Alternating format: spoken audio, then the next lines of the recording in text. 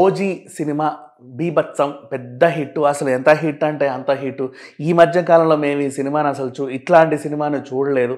అసలు ఇండస్ట్రీ అనేది ఒకటి ఉంది అంటే అది ఓజీకి ముందు ఓజీకి తర్వాత అని చెప్పుకోవాల్సి వస్తుంది అనేలాగా నిన్న మొన్నటి నుంచి మనం వార్తలన్నీ చూస్తూనే ఉన్నాం. మొన్న ప్రీమియర్ షోలు పడ్డప్పుడు కూడా దీని రివ్యూలు బయటకు వచ్చాయి. నిన్న డే అంతా బాగానే ఆడింది, అంటే ఆల్రెడీ అడ్వాన్స్ బుకింగ్లు కాబట్టి. ఈరోజు ఎందుకు మాట్లాడుకుంటున్నాం అంటే బుక్ మై షోలో మొత్తం ఖాళీ, ఆల్మోస్ట్ పడిపోయాయి. అంటే ఎవరు వెళ్ళట్ల థియేటర్కి. ఎందుకు అంటే 2-3 రీజన్స్ ఉన్నాయి. పాపం ఒకటి మాత్రం జెన్యూన్ రీజన్ చెప్పుకొని తీరాలి. సిటీ అంతా రాత్రి నుంచి చాలా భారీ వర్షాలు పడుతున్నాయి. ఇంకా బయట జిల్లాల్లో కూడా భారీ వర్షాలు ఉన్నాయి.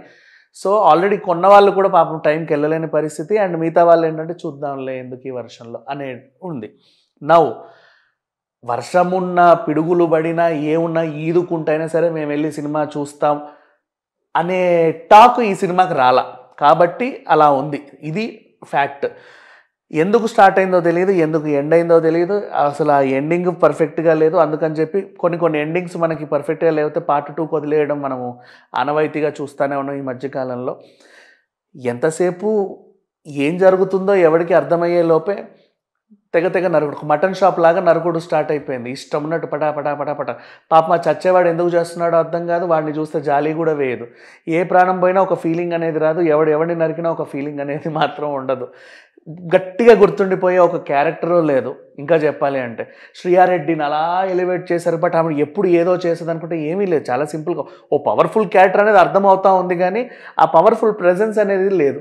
అంటే ఇప్పుడు ఫర్ ఎగ్జాంపుల్ హనుమాన్ సినిమాని తీసుకుంటే అక్క పాత్రను చాలా నీట్గా డిజైన్ చేసి ఒక్కసారి ఆ ఫైట్ పెట్టగానే అబ్బాయి డైలాగ్ కూడా ఉంటుంది గెటప్స్, ఇదేం మాసరా మావా అని చెప్పేసి ఆ ఫైట్. సో ఆ క్యారెక్టర్కి ఆ ఎలివేషన్ వచ్చిన తర్వాత ఆవిడ చనిపోయినా ఏం చేసినా పండింది సినిమా.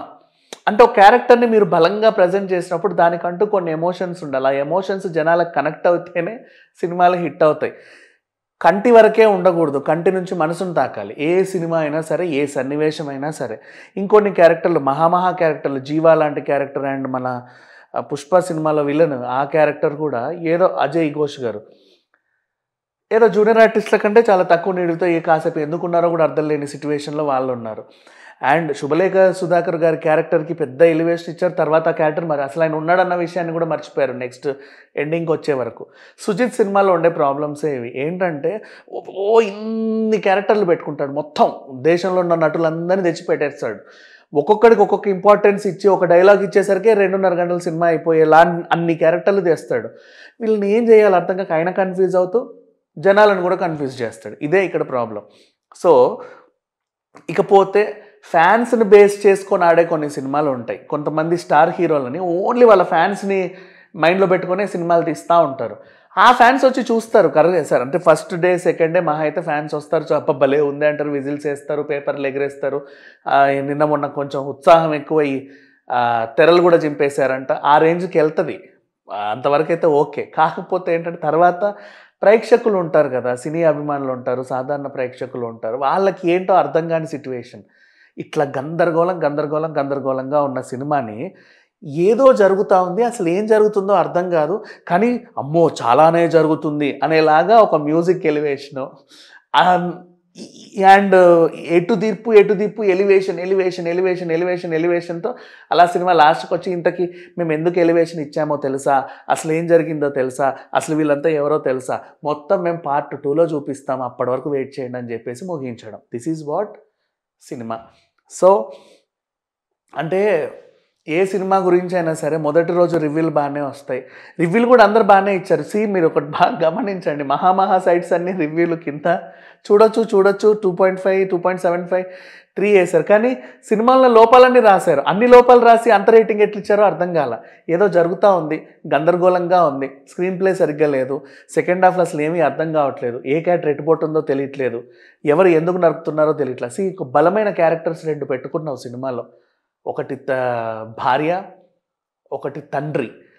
నువ్వు తండ్రితో ఉన్నప్పుడు ఆ ఎమోషన్ కనెక్ట్ అవ్వాలి. ఇంకా చెప్పాలంటే ఫ్లాప్ అనుకున్న కింగ్డమ్ సినిమాలో కూడా బ్రదర్ సెంటిమెంట్ అలా పండింది, మామూలుగా పండల. వాళ్ళిద్దరు మాట్లాడుకుంటే ఏడ్చిన వాళ్ళు ఉన్నారు జనాలు. అట్లా అంటే ఆ ఎమోషన్స్ కంటి నుంచి హృదయాన్ని తాకాలి ఎప్పుడైనా సరే, కంటి వరకే వెళ్ళకూడదు.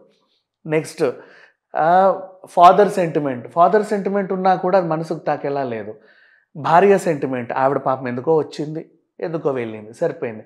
ఆ ఎమోషన్ కూడా పర్ఫెక్ట్గా కనెక్ట్ అవ్వాల. కాబట్టి ఓజీకి ఇన్ని డ్రాబ్యాక్స్ ఉండడం వల్ల, స్క్రీన్ ప్లే సరిగ్గా లేకపోవడం వల్ల, డైరెక్షన్లో తడబాటు, ఇవన్నీ వెరసి ఈరోజు సినిమాని ఫ్లాప్ చేసేసాయి.